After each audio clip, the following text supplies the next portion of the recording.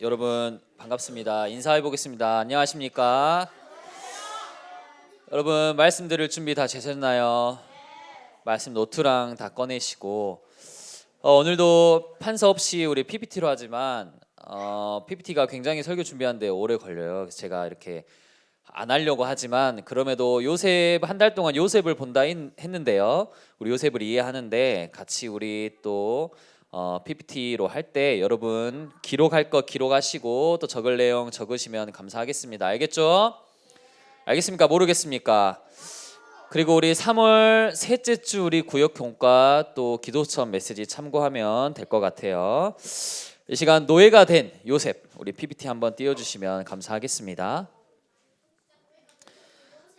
노예가 된 요셉이었죠. 우리 지난주 내용 복습 한번 해볼게요. 창세기 11장에 바벨탑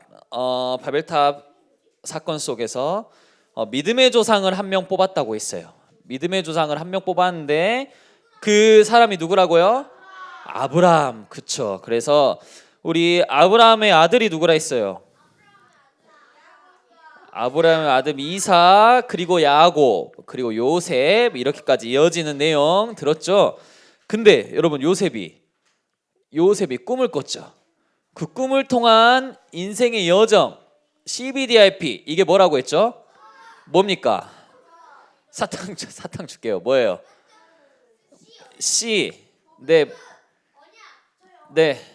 한번 해보세요. C 언약, 비전, 드림, 이미지, 작품. 안태은 정답입니다. 그래서 언약, 비전, 꿈, 이미지, 작품 이 여정을 우리가 같이 보자고 했을 텐데요. 이거를 우리 3월 동안 계속해서 우리 말씀을 나눌 겁니다. 그러면 우리 지난주 설교 내용 요셉의 꿈에 대해서 우리가 살펴봤는데 요셉은 성격이 착한 사람, 나쁜 사람? 그쵸. 쓰레기까지는 아니고요. 자, 나쁜 사람. 굉장히 성격도 좀 안 좋고요. 형들 막 잘못한 거 고자질하고, 그리고 꿈 꿨는데 굳이 가가지고 말해가지고 형들 기분 언짢게 하고.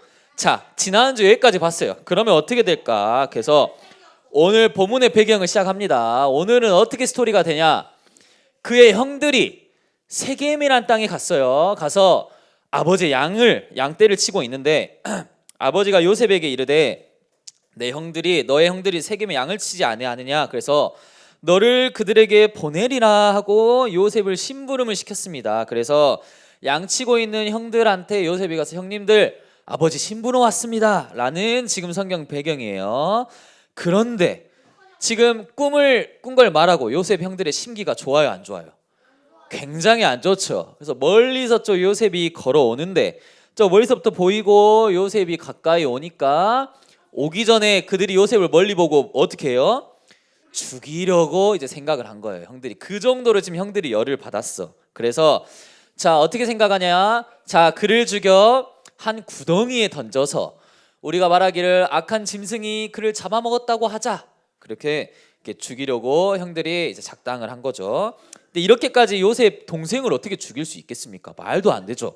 이렇게까지 할 수 있었던 이유는 요셉과 형들이 머물렀던 원래 집쪽은 이쪽 헤브론인데 양을 치라 했을 때 그냥 동네 앞에 가가지고 양을 친 게 아니에요. 그냥 집 마당 가서 친 게 아니라 저 세겜이라는 땅에 아까 갔다 했죠. 거리가 100km 정도 됐어요. 거리가. 그러니까 잘 들어보세요. 그러니까 요셉을 죽이려고 모의를 해도 숨길 수 있는 거예요. 이게 거짓말로 우리가 요셉을 죽여놓고 막 짐승에게 먹혔다 할 수 있을 정도로 거리가 멀었던 거죠. 그런데 이렇게 죽이려고 했는데 루벤이라는 형이 있어요. 루벤이라는 형이 요셉을 아니야, 우리가 그 생명은 해치지 말자라고 요셉 형들의 마음을 좀 돌이키려고 해요. 그래서 어떻게 되냐? 요셉을 일단 형들이 구덩이에 이렇게 던지기 시작합니다. 옷을 벗기고 구덩이에 딱 던졌어요. 그러면 구덩이에 원래는 이 구덩이에는 물이 있어요. 물구덩이에요. 근데 마침 정말 신기하게 구덩이에 물이 없네. 그래서 요셉이 빠졌는데 너무 안전한 거예요. 빠졌는데 그냥 지켜주고 보호해주고 아무런 이상이 없이 원래는 물에 빠져가지고 이렇게 헤매야 되는데 이게 다 하나님의 어떤 계획 속에 있다는 걸 벌써부터 보여주는 거죠.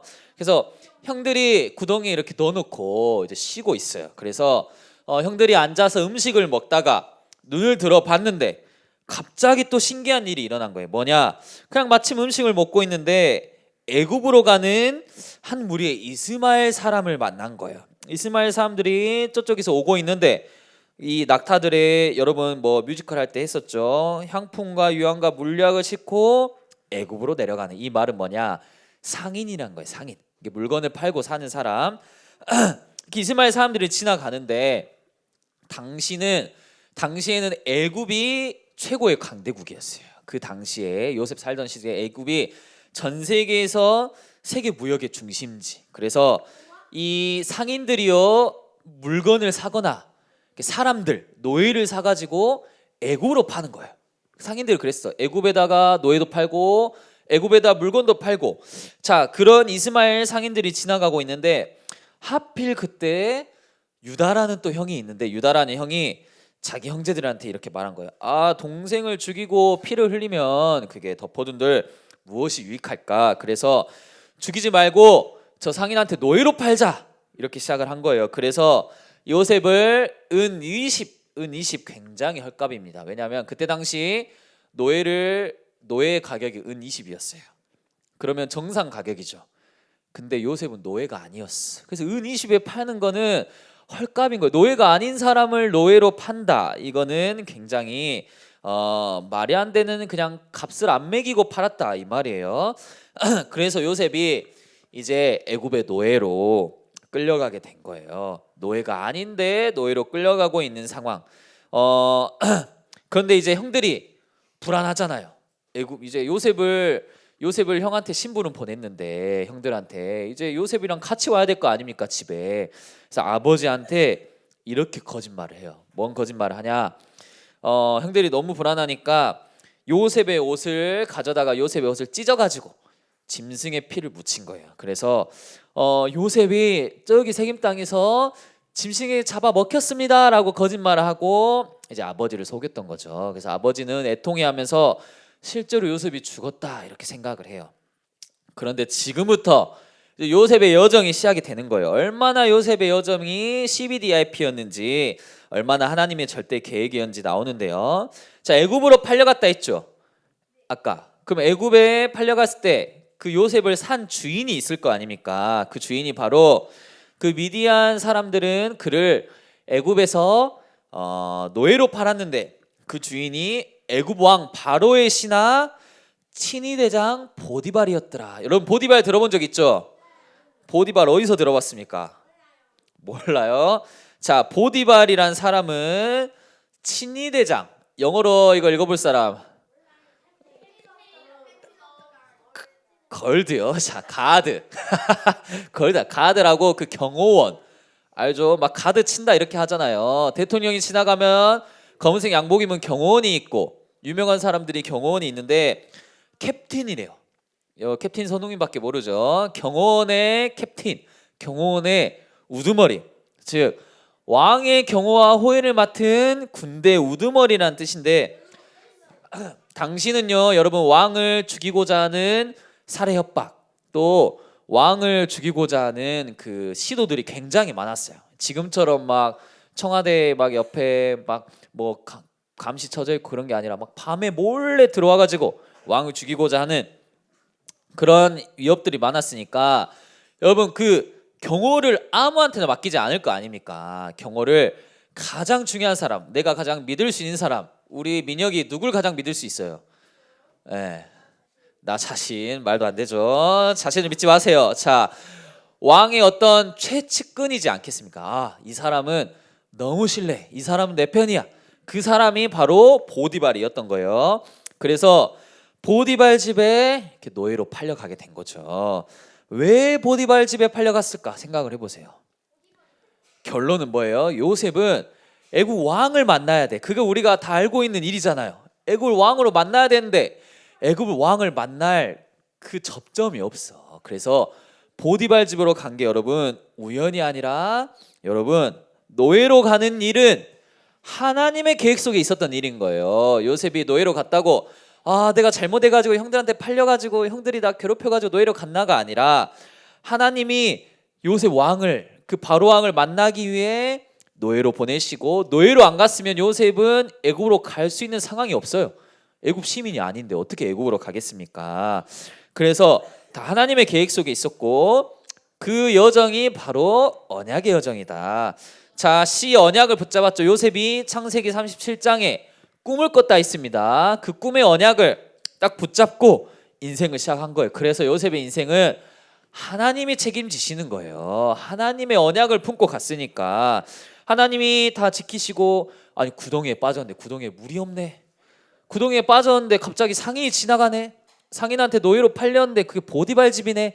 다 하나님이 보호하시고 정확하게 인도하신 거. 그래서 여러분 지금 보디발 집에 갔습니다. 보디발 집에 일어난 일을 보려고 한대요. 오늘 본문이죠. 창세기 39장 1절에서 6절. 자, 2절에 보니까 여호와께서 요셉과 이미 함께하고 계신 거예요. 그러니까 함께 하시니까 그가 형통한 자가 되어 그의 주인 애굽 사람의 집에 있는데, 그의 주인이, 자, 애굽의 주인 그 왕의 경호 우두머리가 요셉을 보고, 아, 여호와가 계시는구나.